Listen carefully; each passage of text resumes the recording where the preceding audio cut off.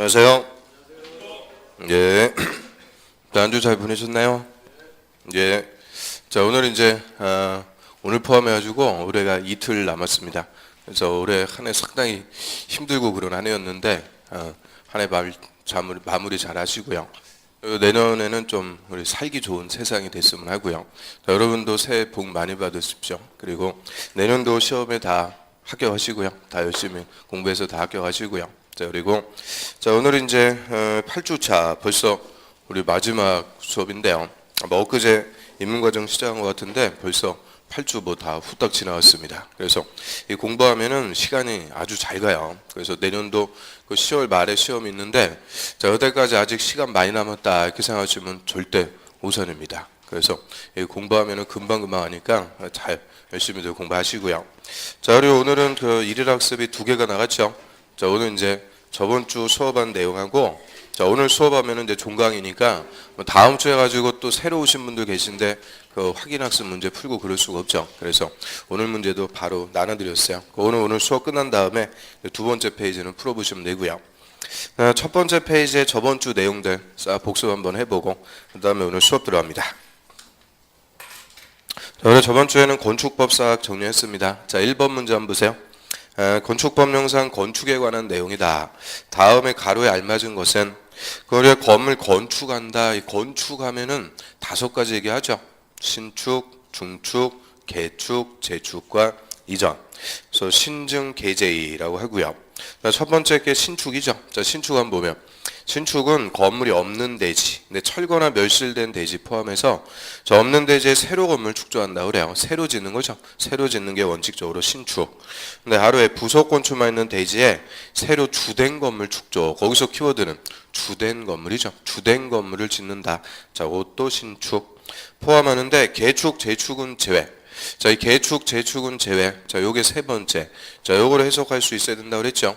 자, 앞부분에 철거나 멸실된 대지에서 종전 규모로 다시 짓게 되면 개축이나 재축. 근데 개축, 재축을 제외한다고 그랬으니까 종전 규모를 뭐 했다는 거예요? 초과. 종전 규모를 초과해서 지으면 그것도 다 신축이다. 그 얘기죠. 그 다음에 두 번째는 이제 중축. 자, 중축은 기존 건물이 있는 데지요. 있는데 면적, 층수, 높이 늘렸다. 늘렸다는 게 뭐예요? 더 지었다. 그죠? 더 짓게 되면 중축. 그 다음에 개축과 재축은 뒷부분 같아요. 종전 규모로 건물을 다시 축조, 다시 짓는데 자, 원인만 다른 거죠. 그럼 개축은 기존 건물의 전부나 일부를 뭐해서? 철거. 그래서 앞글자 따고 개철이라고 그랬죠. 개철이. 개축이 철거. 그 다음에 재축은 건물이 천재지변 등의 재해로 멸실돼서 종전 규모로 다시 짓는 것이다. 그래서 개축이나 재축은 다 종전 규모로 다시 짓는데 철거냐 멸실이냐 원인만 달라요. 그리고 자, 이 종전 규모 초과해서 짓게 되면은 그때는 뭐가 돼요? 신축. 새로 짓는 게 되는 거죠. 그다음 마지막 거는 이전이죠. 이전. 이축 하면 틀려요. 나머지 다 축인데 요것만 전. 그래서 이전은 건물의 주요 구조부를 해체하면 안 돼요. 해체하지 않고 같은 대지에서 다른 위치로 옮긴다. 그거를 이전. 그 다음에 또 두 번째 대수선. 자, 대수선은 건물의 구조, 외부 형태, 수선 변경 증설하는데 중축, 개축, 재축 이 건축에는 해당하지 않는 것이다. 자, 건축에는 미치지 않는 별도로 건축법 적용하는 행위고요. 자, 이 대수선이 총 9가지 행위가 있어요. 자, 그 중에서 핵심은 1, 2, 3 세 개 다 물어봤죠. 자, 1번 그냥 벽 하면 틀려요. 무슨 벽? 내력벽, 힘받는 외벽 같은 내력벽을 증설 해체하거나 그럼 내력벽 증설 해체할 때는 면적 얼마 이상이요? 또 지어내면 안 되죠. 증설 해체할 때는 면적에 상관없이 대수선, 수선 변경할 때만 얼마 이상? 30제곱미터 이상이죠. 그다음 두 번째 기둥을 증설 해체하거나 그럼 기둥을 증설 해체할 때는 개수 몇 개 이상? 또 지어내죠. 증설 해체할 때는 개수가 상관이 없다. 개수에 관계없이 대손인데 수선 변경하는 것만 몇 개 이상? 3개 이상. 그래서 증설 해체할 때하고 수선 변경할 때가 다르다. 그거를 확실하게 구분하고요. 그 다음에 3번에 건물 외부 형태를 바꾸는데 대손이 돼요. 자, 외부 형태 변경이 대손이 되는 것은 어디서만? 미관지구에서 외부 형태의 변경이죠. 그 다음에 3번 건물을 건축하거나 대손하려는 자는 특별자치시장, 특별자치도지사 그리고 시장, 군수, 구청장 허가받아야 된다. 거기서 딱 끊고요. 저희 원칙적인 건축허가 누구한테 가서 받아요? 시, 군, 구청장. 저 건축 대손하려면 시군구청장한테 허가받는데 다만 충수가 21층 이상 또는 연면적 10만 제곱미터 이상 자 이런 건물을 우리가 대형 건물이라고 그러죠. 이 대형 건물을 특별시, 광역시에서 건축할 때는 특별시장이나 광역시장한테 직접 허가받아요. 그래서 이 허가권자 요거부터 잘 물어본다고 그랬어요. 원칙적 허가권자는 시군, 구청장, 예외 특별시장, 광역시장. 절대 건축허가권자가 될 수 없는 게 누구다? 도지사. 도지사는 절대 허가권자가 될 수가 없죠. 도지사는 그냥 시장, 군수에게 허가해도 좋다. 승인만 해주는 거고요. 절대 허가권자가 안 돼요. 그 다음에 4번 건축법령상 면적 산정 방법으로 가로에 알맞은 것은 우리 건축법에서 면적 산정 크게 4가지 있어요. 4가지 있는데 대지 면적 뭐 뺐고요. 자, 두 번째 거 건물 외벽 중심선의 수평 투영 면적. 그 외벽 제일 바깥벽의 중심선의 수평 면적. 자, 이거 무슨 면적이라고 그래요? 건축 면적이죠.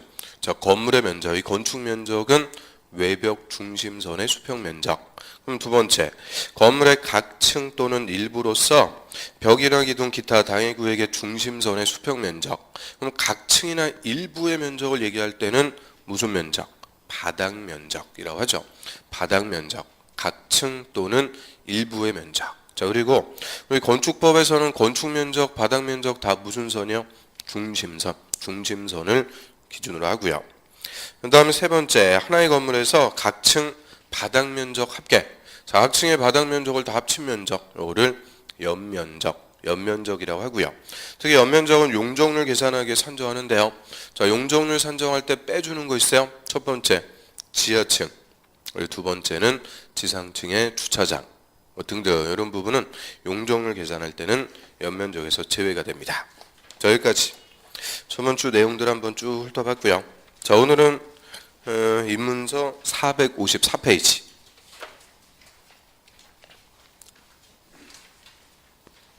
454페이지에 이제 5번째 법률 주택법. 그래서 오늘 이제 주택법하고 농지법 싹 마무리해가지고 입문과정 다 끝낼 수 있도록 합니다. 그럼 주택법이 우리 시험에서 7문제가 출제가 돼요. 그래서 건축법도 7개, 주택법도 7개. 이 출제 비중이 큰 거죠. 7개씩 출제가 되고요. 자, 주택법은 말 그대로 이름대로 주택에 관한 법입니다. 그래서 주택을 건설, 공급, 그리고 리모델링에 관한 법. 그래서 주택을 건설해서 공급하고 리모델링에 관한 법을 주택법이라고 하죠. 그러면 주택법의 적용 대상물이 당연히 뭐예요? 주택. 자, 주택에 관한 법. 그래서 이 주택이라는 것은 우리 쉽게 얘기하면 세대원들이 주거 생활을 영위하는 건물, 즉 주거용 건물이라고 하죠. 주거 용도로 사용하는 건물. 그래서 저희 주택인데 항상 이 주택법에서는 건물만 지칭하는 게 아니고 부속 토지, 이 주택을 짓는 땅, 자, 요거 다 포함이다. 그거를 첫 번째로 좀 염두를 하셔야 돼요. 그래서 주택법에서 주택이라고 할 때는 주거용 건물, 요것만 지칭하는 게 아니고 뭐까지? 부속 토지, 그 주택을 짓는 땅을 다 포함해서 주택이다라고 하고요. 자, 이런 주거용 건물에 관해서만 규율하는 법이 주택법인데요. 자, 주택법은 주택을 뭐 한대요? 건설, 주택을 건설한다. 우리가 건축법에서는 건물을 건축한다 그러죠. 건물 건축. 그런데 주택법은 건설. 그래서 뭐 건축이나 건설이나 다 집 짓는 거는 똑같은 건데, 자, 이렇게 용어를 다르게 썼다 그 말은 의미가 다르다 그 얘기죠. 그래서 건축은 개별적으로 짓는 거예요. 내 집 한 채 이런 거는 건축한다 하는데요. 건설이다 하면은 요거는 집단적으로 짓는 거를 얘기해요. 그래서 내 집 한 채 짓고 이런 게 아니고 건설회사가 아파트 단지 몇백 세대 짓죠. 이런 집단적으로 지을 때는 건설 이렇게 쓰고요. 자, 여기서 집단적이라는 것의 기준은 주택을 30호 30세대 이상 지을 때 이때 이제 건설한다라고 하고요. 자, 우리 주택은 크게 이제 종류가 두 개요. 자, 단독 주택은 세는 단위가 뭐냐? 호라 그래요. 단독주택을 살 때는 1호, 2호, 3호 이렇게 세고요. 그 다음에 아파트 같은 공동주택을 살 때는 세대라고 그러죠. 한 세대, 두 세대, 세 세대. 그래서 자 이런 단독주택이든 공동주택이든 몇 호 몇 세대 이상, 30호, 30세대 이상. 자 이렇게 집단적으로 지을 때 주택법을 적용합니다. 그러면 반대 해석하면은 29, 29세대까지는 건설이 아니라는 거죠. 건축. 그때는 건축법을 적용을 해요. 그래서 주택법을 적용하는 것은 몇 호 몇 세대 이상, 30호, 30세대 이상 집단적으로 지을 때. 그리고 집단적으로 건설한 주택은 이제 공급한다 그래요. 자 여기서 공급은 분양하는 거다 이렇게 생각하시면 되죠. 건설한 아파트를 분양하는데 자 우리 종래부터 투기의 온상이 되는 게 뭐예요? 아파트죠. 아파트는 분양만 받으면 피가 몇 촌씩 붙어요. 그래서 이 투기의 온상이 될 수밖에 없고 그래서 자 이런 주택을 공정하게 공급. 여기서는 다 규제라 그래요. 투기를 방지하기 위해서 공정하게 공급하자. 그래서 뭐 소위 뭐 투기과열지구 이런 거 들어보셨어요? 투기과열지구. 그 다음에 얼마 전에 11월 3일 날 부동산 대책 나와가지고 이 분양권 전매 이거 대폭적으로 못하게 강화시키는 거예요. 전매제 안 한다 그러죠. 그래서 이 공급 쪽은 철저하게 투기를 방지해서 규제하는 겁니다. 공급을 규제한다 그래요. 그리고 종전까지는 공동주택의 관리에 관해서 규율한다 그랬는데 이 관리가 이제 싹 다른 법률. 공동주택관리법이라는 다른 법이 만들어져 갖고 싹 넘어갔고요. 자 관리 파트에서 이제 남아 있는 것은 요 리모델링. 요거 하나 이제 주택법에서 공부를 하게 돼요. 그래서 리모델링도 매년 한 문제씩 출제가 되는 아주 중요한 논점이 돼요. 그래서 주택을 집단적으로 건설하고 건설한 주택을 공정하게 공급 그리고 리모델링에 관해서만 규율하는 법 이거를 주택법이라고 하고요. 자, 이 주택법은 한 3년 전하고 비교하면은 우리 공부할 내용이 상당히 많이 빠졌어요. 그래서 예전에 3년 전까지만 해도 이 주택법이 상당히 큰 법이에요. 상당히 내용이 많은데 중간에 뭐 주거기본법이라는 게 만들어져 갖고 주택법 내용에서 한 3분의 1이 그 법으로 넘어갔어요. 또 올해 공동주택관리법 이런 법이 또 새로 생겨갖고 관리에 관한 게 싹 넘어갔어요. 그래서 이 주택법은 지금은 한 3년 전에 비하면 한 50%밖에 안 돼요. 내용이. 그런데 뭐 3년 전에도 7개 지금도 7개, 다 7개씩 출제하니까 이 주택법은 공부할 분량은 얼마 안 되는데 출제 비중은 상당히 높은 거죠. 그래서 이 뒷부분에 있다고 무시하고 그러면 안 돼요. 이 주택법은 조금만 신경 써갖고 공부하면 점수 따기가 아주 좋은 법이에요. 내용은 얼마 안 되는데 출제 비중은 상당히 높습니다. 그래서 좀 전략법이 될 수가 있고요. 그러면 주택법의 적용 대상이 이제 주택이라고 그래요. 자, 우리가 주택은 그 종류가 상당히 많습니다. 우리 차 살 때도 차 종류 엄청 많죠. 그러면 주택이라는 것도 그 종류가 엄청 많아요. 그래서 이 주택법에서 규정하는 주택의 종류. 자, 여기서 무조건 한 문제씩 출제가 돼요. 이 주택의 개념들. 그럼 크게 이제 주택을 우리가 두 가지로 구분해요. 먼저 주택은 구조. 이 구조에 따라서 단독주택하고 공동주택. 자, 일단 이렇게 두 가지로 구분한다 그래요. 그럼 구조에 따라서 단독, 공동 구분한다 그랬는데 쉽게 얘기하면 단독주택은 뭐예요? 단독이란 하나의 건물에서 한 세대가 생활하는 거죠. 하나의 건물에서 한 세대가 산다. 자, 이에 반해서 공동주택이라는 것은 하나의 건물에서 여러 세대가 살죠. 그럼 여러 세대가 살면서 같이 쓰는 부분, 벽이나 복도, 계단. 자, 그런 부분을 공용 부분이라고 부르고요. 그 다음에 세대원들이 독립된 주거생활 영위하는 각 세대 부분은 전유 부분이라고 하죠. 그래서 이 공용 부분하고 전유 부분 두 개의 구조로 된 주택을 공동주택이라고 한다면 단독주택은 이건 한 세대가 사니까 당연히 뭐가 없어요? 공용 부분이라는 게 없죠. 이거는 다 전유 부분으로만 돼 있어요. 그래서 이 단독주택과 공동주택 구조에 따른 분류다. 그러면 한마디로 무슨 부분이야? 공용 부분.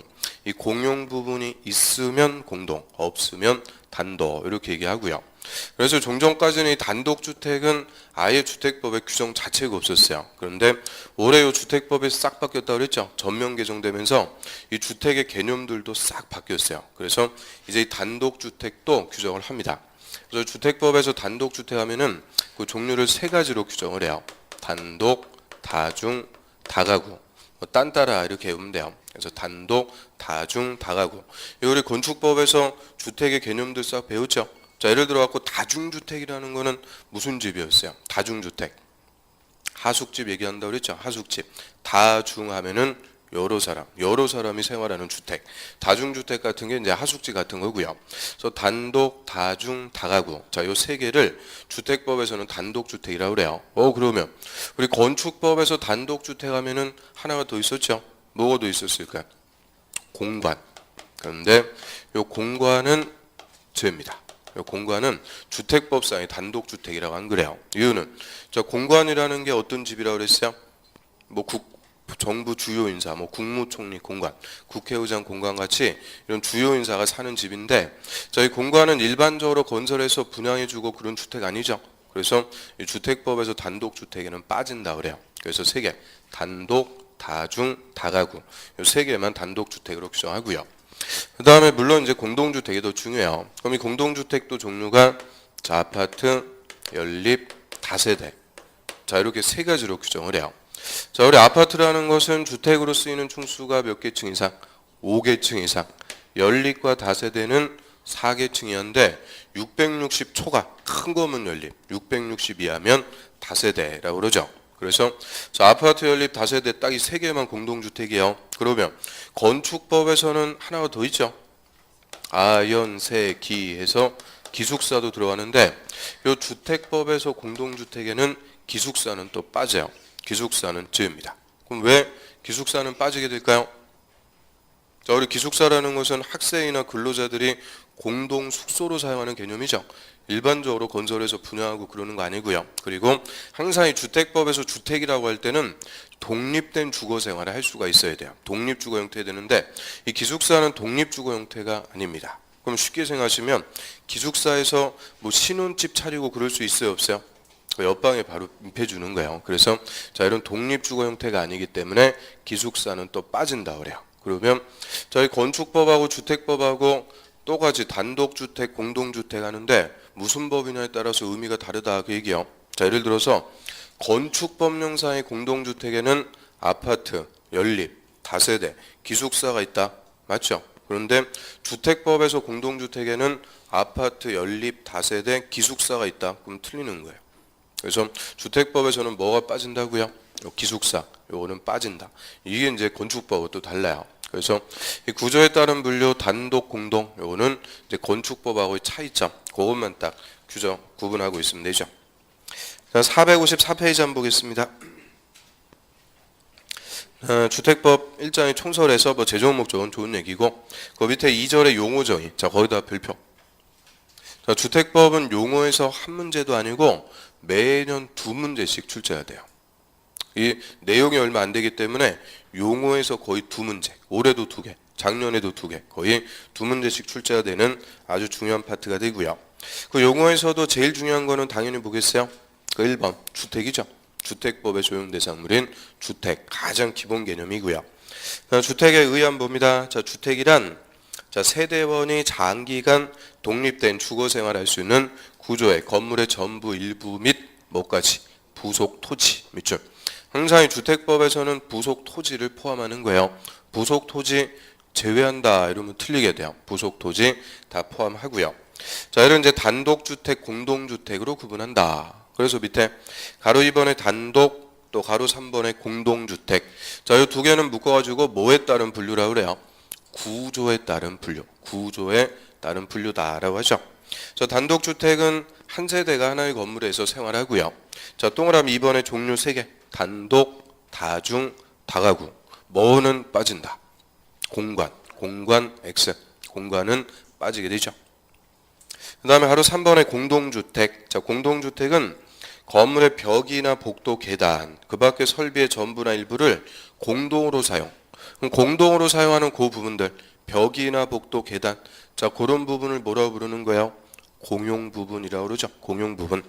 각 세대가 자, 하나의 건물에서 각각 독립된 주거 생활을 영위할 수 있는 부분.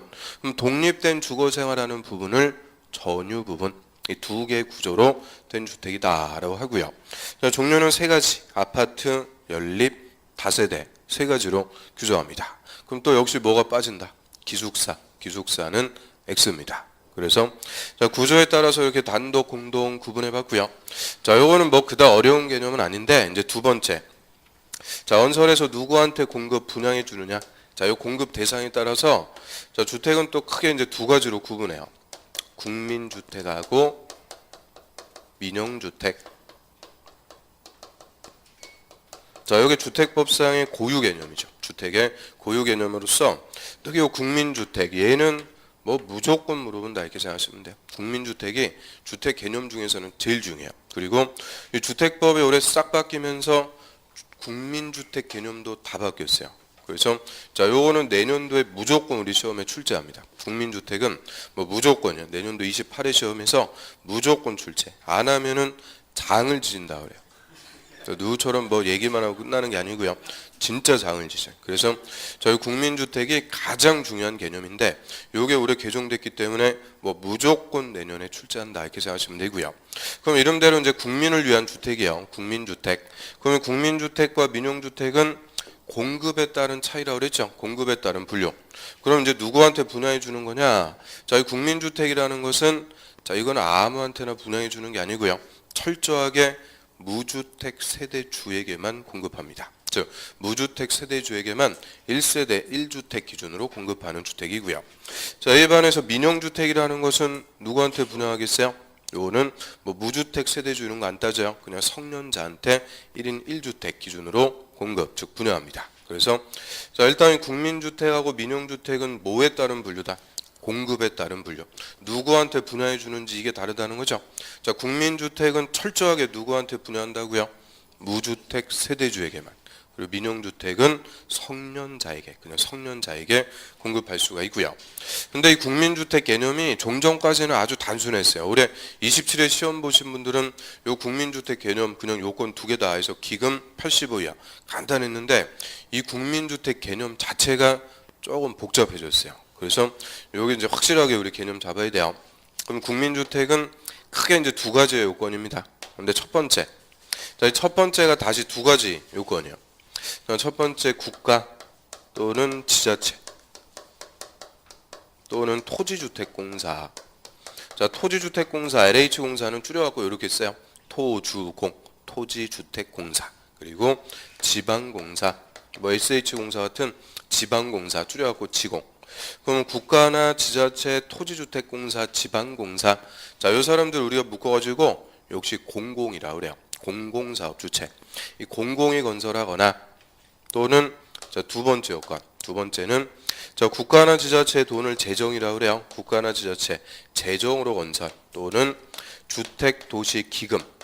자, 기금에서 자금을 지원받아갖고 건설하는 주택이다. 그래서 일단 이게 첫 번째 요건인데 이 첫 번째 요건 자체가 지금 종류가 두 개라는 거예요. 첫 번째는 누가 건설해요? 국가, 지자체, 토지주택공사, 지방공사, 즉 공공이 건설하는 주택 또는 국가나 지자체 재정으로 건설하거나 기금에서 자금을 지원받아서 건설한다. 자, 일단 이 두 가지가 첫 번째 요건이에요. 으로써 이제 두 번째 요건, 국민주택 규모 이하인 주택. 국민주택 규모 이하인 주택을 국민주택이다라고 하고요. 자, 여기 이제 두 번째 요건인데, 자, 국민주택 규모. 자, 얘도 작년에도 하나, 재작년에도 하나 잘 물어보는 요건이요. 그럼 우리 국민주택 규모 하면은 자, 전용 면적이 85제곱미터가 원칙이에요. 85제곱미터 이하. 자, 요 규모를 우리가 국민주택 규모다라고 하는데요. 자, 아까 좀 전에 공동주택은 구조가 뭐가 있다고 그랬어요? 공동주택은 공용 부분하고 전유 부분 두 개 구조라고 그랬죠. 그러면 우리 공용 부분의 면적은 무슨 면적이라고 부를까요? 공용 면적, 공용 면적이라고 하고요. 그 다음에 전유 부분의 면적은 무슨 면적이라고 하겠어요? 전용 면적 그러죠. 그래서 자, 항상 규모를 얘기할 때는 공용 부분의 면적은 빠지는 거예요. 전용 면적, 이 전유 부분의 면적을 기준으로 해서 자, 주거 전용 면적이 원칙 얼마 이하냐? 85제곱미터 이하. 자, 이 규모를 국민주택 규모라고 그래요. 그래서 전용 면적 85제곱미터 하면은 여기 이제 평수로 25.7평이라고 그래요. 예전에 이제 25.7평. 그리고 여기에다가 공용평수가 가산이 돼서 우리가 분양받을 때는 33평입니다. 33평 규모가 딱 국민주택 규모다 하는데 공용면적은 얘기하는 거 아니에요? 전용면적 기준 얼마 이하? 85제곱미터 이하. 그런데 자 이게 원칙인데 저 시골 같은 경우에는 땅 좀 있어요. 저 시골에서는 국민주택 규모가 100제곱미터예요. 100제곱미터 최대 100제곱미터 이하로 할 수가 있도록 해줘요. 그래서 자 원칙적인 국민주택 규모는 얼마? 85. 그런데 최대 규모는 85다 그러면 틀려요. 최대 규모는 또 얼마? 100. 그래서 자 요 크게 두 가지 요건입니다. 첫 번째, 자 국가나 지자체 토지주택공사 지방공사 건설하거나 또는 재정이나 기금에서 자금을 지원받아서 건설하는데 두 번째 요건 얼마 이하다? 85제곱미터 즉 국민주택 규모 이하의 주택. 그래서 이 두 가지 요건을 다 갖춰야 국민주택이다라고 합니다. 국민주택. 그러면 자 예를 들어서요. GS건설이 자이아파트 지어요. 자이아파트 한번 살아보고 싶은데 아무튼 자이아파트 짓는데 주택도시기금에서 돈 빌려갖고 80제곱미터로 건설한 자이아파트가 있어요. 자 요거는 국민주택이다. OX. 자 자이아파트 기금에서 돈 빌려갖고 80제곱미터로 건설했다. 국민주택 이해요 아니요? 국민주택 맞죠? 그래서 지금 어디서 돈 빌렸다고 그랬어요? 기금. 기금에서 돈 빌려갖고 얼마 이하? 85 이하. 국민주택 규모 이하로 지었으니까 자 이때는 누가 지었느냐 관계없다는 거죠. 국민주택이 맞습니다. 그래서 자 이거 가지고 여러 가지 조합해 갖고 또 많이 물어볼 수가 있으니까 자 요 첫 번째 요건 요거 때문에 좀 헷갈릴 수가 있는데요. 자 첫 번째 다시 봐요. 국가나 지자체 토지주택공사 지방공사 건설할 때 얼마 이하? 85 이하. 요 국민주택. 그다음에 자 누가 지었는지 관계없다는 거죠. 재정으로 건설했거나 또는 기금에서 자금을 지원받아 건설하는데 역시 얼마 이하면 85 이하면 다 국민주택이다 그 얘기죠. 그래서 이 국민주택 여러 가지 개념이 나올 수가 있으니까 개념 확실하게 잡아둬야 되고요.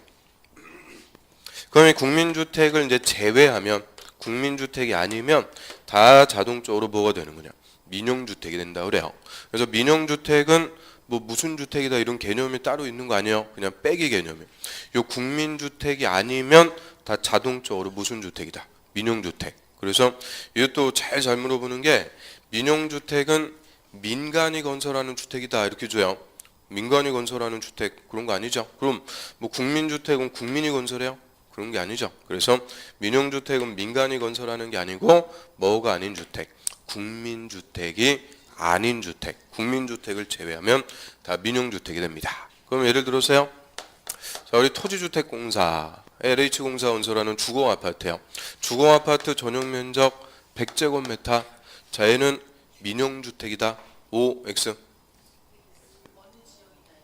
저 주거아파트 그냥 일반적으로 해요. 원칙대로. 주거아파트 100제곱미터짜리는 민영주택이다. OX. 오죠? 민영주택입니다. 이유는 자 토지주택공사 건설할 때 얼마 이하? 85 이하. 근데 얘는 85 초과죠. 그러면 국민주택이 아니니까 뭐가 된다? 민영주택. 그래서 이 토지주택공사나 지방공사도 다 민영주택 지을 수 있는 거예요. 그래서 우리가 일반적으로 알고 있는 개념하고 다르니까 확실하게 규정을 딱 개념을 잡고 있어야 되고요. 그래서 뭐 민영주택이 중요한 개념이 아니고 뭐가 중요한 거예요? 국민주택. 하여튼 이 국민주택이 아니면 다 뭐가 되는 거다? 민영주택. 그러면 일반적으로 85제곱미터 초과면은 다 뭐가 되는 거예요? 민영주택이다. 그죠? 그래서 자, 국민주택과 민영주택. 자, 교재 한번 봅니다. 455페이지 맨 위에. 가로 4번의 국민주택. 자, 국민주택은 다음에 해당하는 주택으로서 그 다음에 해당하는 주택 그 밑에 동그라미 1번, 2번 먼저 봅니다. 자, 동그라미 1번은 국가나 지자체, 토지주택공사 또는 지방공사가 건설. 자, 이 사람들 싹 묶어가지고 누구라 불러요? 공공이 건설하는 주택.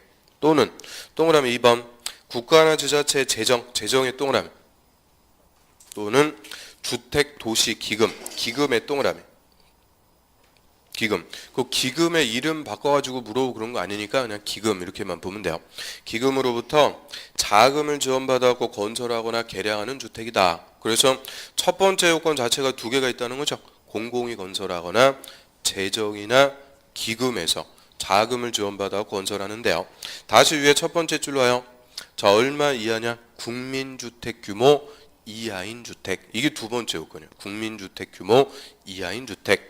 그럼 국민주택 규모, 자, 하루에 보면 주거 전용 면적이 1호 또는 1세대당 얼마? 85 또는 85제곱미터가 원칙. 그런데 가로에 보면은 자, 수도권을 제외한 도시지역이 아닌 읍면지역은 100 또는 100제곱미터 이하. 자, 이 규모를 국민주택 규모라고 그래요. 그래서 원칙은 80인데 예외 100제곱미터. 자, 작년에도 100제곱미터 해가지고 재작년에도. 그래서 근래 두 번이나 물어봤으니까 그 100제곱미터까지 지을 수 있는 것, 그거 세 가지 요건 모두 갖춰야 돼요. 다시 한번 봐요. 일단 첫 번째는 어디가 아니어야 돼요? 수도권이 아니어야 돼요. 수도권을 제외. 그 다음에 두 번째 뭐도 아니어야 돼요? 도시지역도 아니어야 돼요. 그리고 세 번째 읍이나 면입니다. 그래서 수도권 아니고 도시지역도 아니고 읍이나 면. 자, 이게 한마디로 어딜까요? 두 글자. 시골, 시골이라 그래요. 저 시골에서는 100제곱미터까지 할 수가 있는 거죠.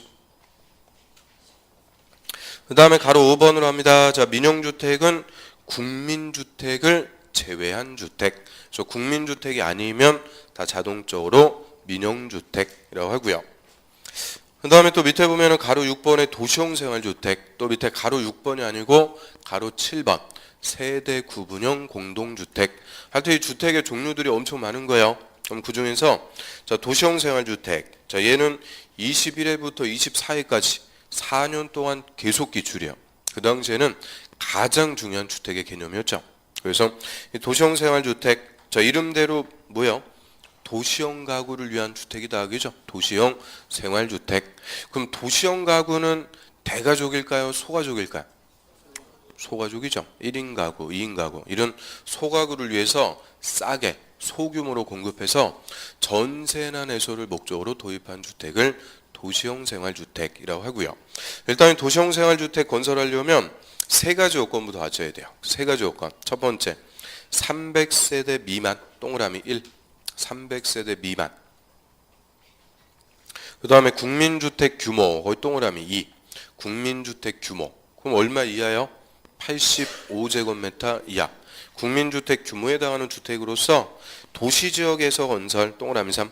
도시지역에 건설하는 주택이다. 그럼 일단 도시형 생활주택이 되려면 이 세 가지 요건을 갖춰야 돼요. 300세대 미만, 국민주택 규모, 도시지역에서 건설하는 주택인데, 자, 종류는 세 가지가 있습니다. 그 밑에 단정 연립, 단정 다세대, 원룸형 주택으로 구분한다. 그래서 종류가 이렇게 세 가지.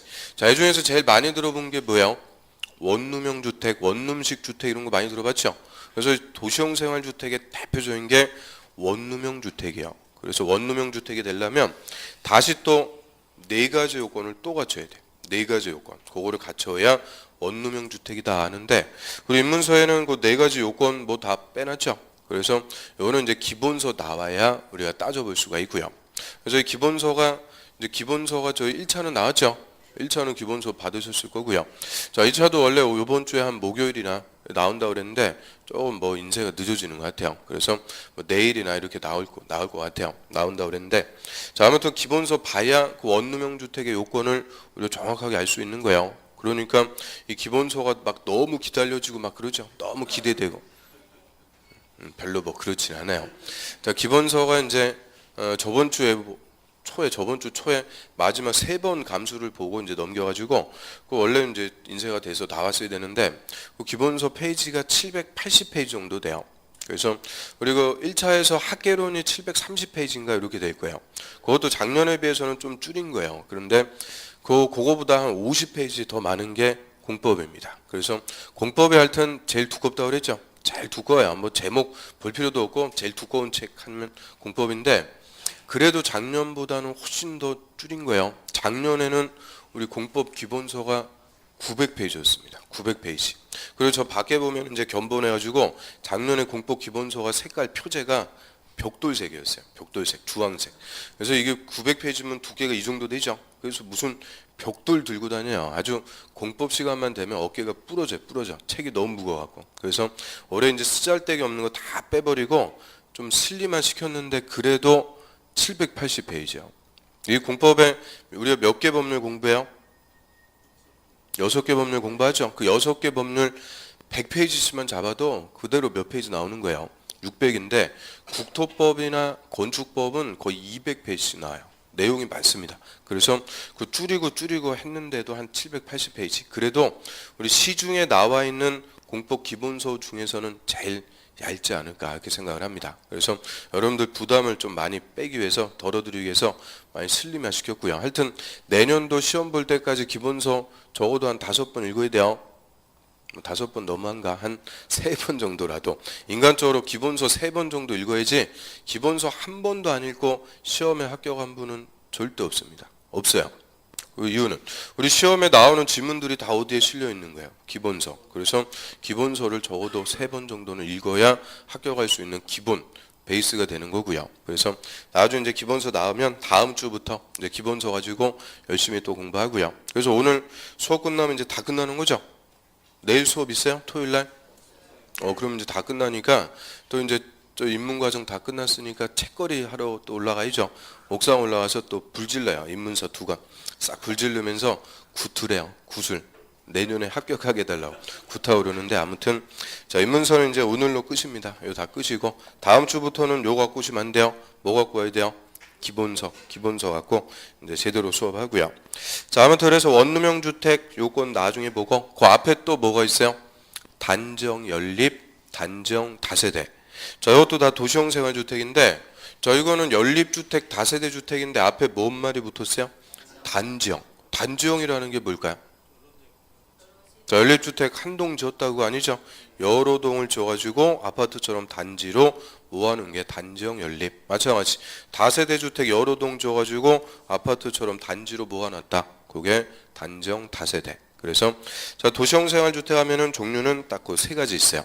단지형 연립, 단지형 다세대, 원룸형 주택. 그 다음에 또 밑에 가로 7번 자 세대 구분형 공동주택. 자 얘가 재작년에 신설돼 가지고 시험에 나온다 강조를 그렇게 했어요. 그렇게 했는데 결국 올해 나왔습니다.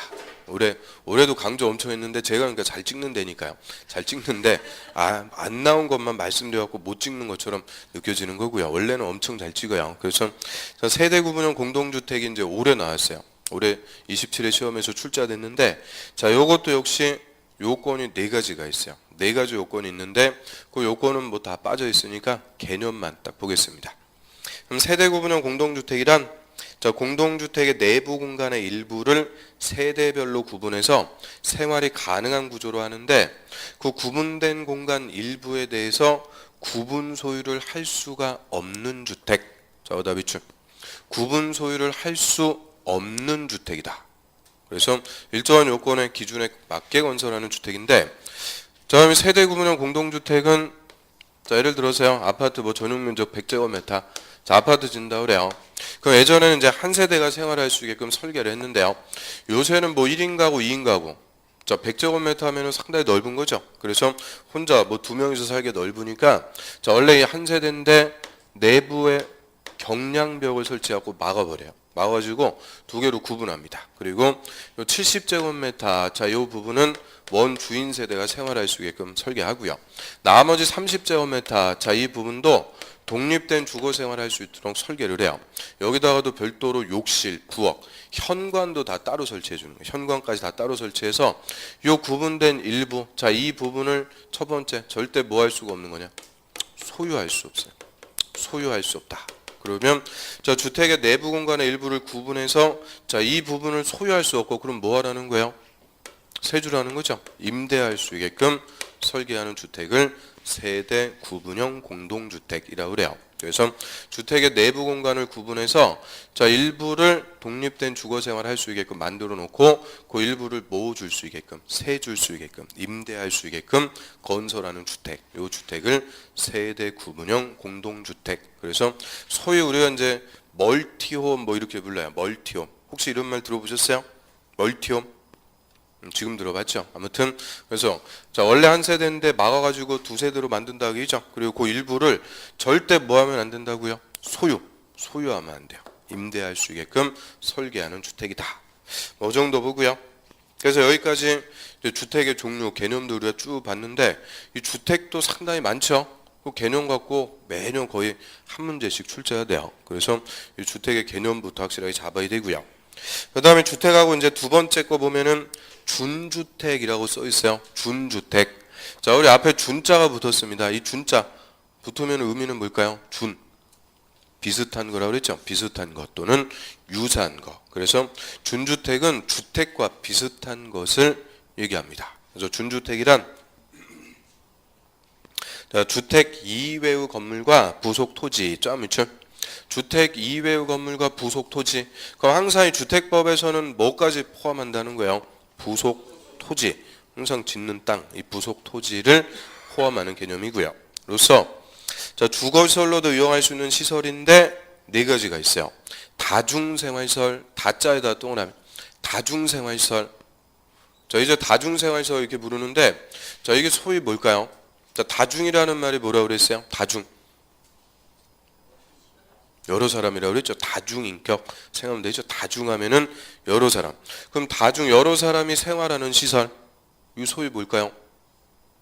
예전까지는 고시원이라고 불렀던 거죠. 고시원이었는데 요거를 이제 좀 유식하게 뭐라고 부른다는 거예요? 다중생활시설. 다중생활시설. 그 다음 노인복지주택의 노자의 동그라미.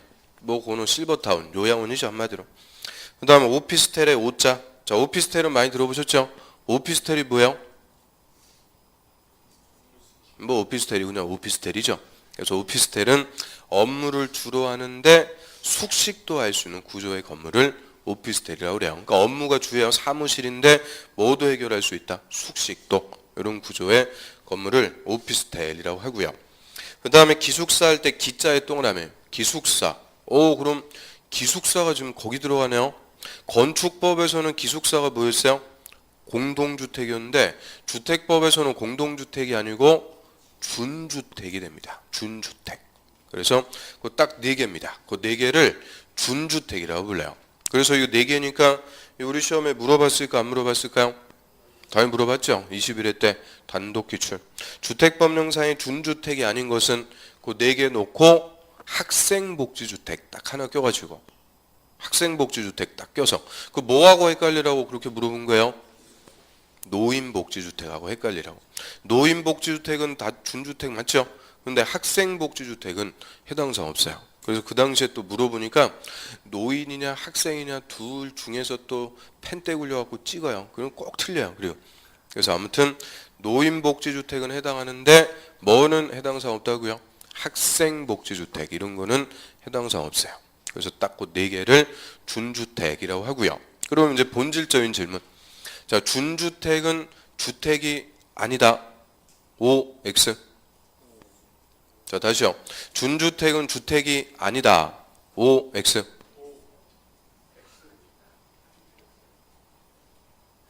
O입니다. 자, 맨 앞에 보세요. 준주택 밑줄 긋은 거. 주택 이외의 건물. 그러니까 주택 아니라는 거죠. 주택 아니다. 그러니까 밑줄을 그어도 뭘 긋는지를 모르는 거죠. 자, 아무튼 준주택은 주택이 붙었다고 주택이다 이렇게 생각하시면 안 된다는 거예요. 절대 주택이 아닌 건물인데 주거시설로도 이용할 수 있으니까 주택과 비슷한 것 준주택이라고 부르는 거죠. 준주택. 그래서 절대 준주택은 주택이 아니다. 그 개념부터 이해하고요. 그 다음 그 밑으로 합니다. 3번 부대시설, 4번의 복리시설. 자, 부대시설하고 복리시설이 다 주택단지 안의 시설을 얘기합니다. 이제 주택단지 안의 시설이다라고 하고요. 자, 올해는 이제 요 세대 구분형 공동주택하고 주택단지 개념 이 2개가 물어봤었는데, 자, 주택단지는 쉽게 얘기하면 뭐예요? 아파트 단지다 이렇게 생각하시면 되죠. 자, 아파트도 있고 부대시설도 있고 복리시설도 있고, 즉 주택과 부대 복리시설을 건설하는 일단의 토지를 주택단지라고 하고요. 자, 이런 단지 안의 시설로서 부대시설하고 복리시설이 있는데요. 자, 이게 또 여러 가지가 있어요. 자, 부대시설부터 보면 부대시설은 주택에 부대되는, 자, 부대된다는 게 뭐예요? 부대. 뭐 부대 낀다 그런 거 아니죠? 주택에 부대된다는 것은 딸린다. 이 주택이라는 건물에 딸려가지고 설치하는 시설이나 설비인데 주차장 거기서부터 다 동그라미칩니다. 주차장, 관리사무소, 담장, 단지 안에 도로 그리고 건축 설비 뭐 설비하면 대표적으로 승강기 이런 거 생각하시면 돼요. 등등을 말한다 그러는데 그 등등에 한 15개인가가 더 있습니다. 엄청 많아요. 그 다음 또 밑에 보세요. 복리시설. 자, 복리시설은 주택단지 안에 입주자 등의 생활 복리를 위한 시설. 그 입주자 사람을 위한 시설이다 그죠? 입주자를 위한 시설로서 자, 어린이 놀이터 다 동그라미. 어린이 놀이터 근린생활시설. 자, 줄여갖고 근생. 자, 근린생활시설이 뭘까요? 단지 안에 상가 얘기하죠. 우리 단지 안에 슈퍼나 미자원 이런 상가 있어요. 그런 것들을 다 근린생활시설, 근생이라고 하고요. 그 다음 유치원 동그라미, 주민운동시설, 그리고 경로당, 노인정까지 등등을 말한다 했는데 역시 등등 해가지고 한 15개 더 있습니다. 그러니까 부대시설하고 복리시설도 지금 우리가 동그라미 친 게 5개씩만 동그라미 친 거죠. 그 이외에도 엄청 많아요. 그래서 잘 물어보죠. 대개 놓고 부대시설만 짝 지은 것은 복리시설을 고르면 뭐 이런 식으로 부대시설이냐 복리시설이냐 구분할 수 있는지 잘 물어봐요. 그럼 이거 어떻게 구분하면 될까요? 자, 복리시설은 누구를 위한 시설이에요? 사람을 위한 시설이니까 명칭에 대부분 사람이 붙어요. 어린이 놀이터 할 때 어린이 있죠. 어린이. 또 끝에 경로당은 다른 말로 노인정이죠. 노인. 주민운동시설 할 때 주민. 유치원 할 때 유자가 뭐예요? 어린이죠. 그래서 자, 대부분 앞에 사람이 붙었다 그러면은 무슨 시설? 복리시설. 뭐 이렇게 구분하면은 헷갈리지 않아요. 그런데 그럼 요거 한번 따져보죠. 자, 경비실. 얘는 부대시설일까요? 복리시설일까요? 경비실. 자, 경비실은 부대시설로 가는 거죠. 부대시설. 관리사무소나 경비실이나 뭐 다 똑같은 거죠. 그래서 경비실 또 앞에 경비 아저씨 이거 붙었다고 또 복리시설 이렇게 헷갈리면 안 돼요. 그래서 요것만 딱 주의하는 거예요. 경비실. 자, 요것만 부대시설이고 나머지 사람이 붙어 있는 시설은 다 무슨 시설? 복리시설. 그래서 우리 이제 경비 아저씨한테는 조금 죄송한데요. 내년 시험 볼 때까지 경비는 사람으로 보면 안 돼요. 그래서 경비실 요것만 부대시설. 나머지는 다 사람 붙어 있으면 무슨 시설이다? 복리시설. 그래서 자, 이런 식으로 정리하면 되고요. 그럼 이제 용어가 입문서에는 딱 요 정도 써 있는데 용어가 요것만 있는 거 아니죠? 한 25개 있습니다. 그래서 그 중에서 2개씩 출제가 된다 그 얘기인데 나머지 용어들은 이제 기본서 나오면 그때 가서 보기로 하고요. 다음 페이지 넘겨보세요. 자, 2장의 주택의 건설. 자, 건설 요거부터는 좀 쉬었다 보겠습니다.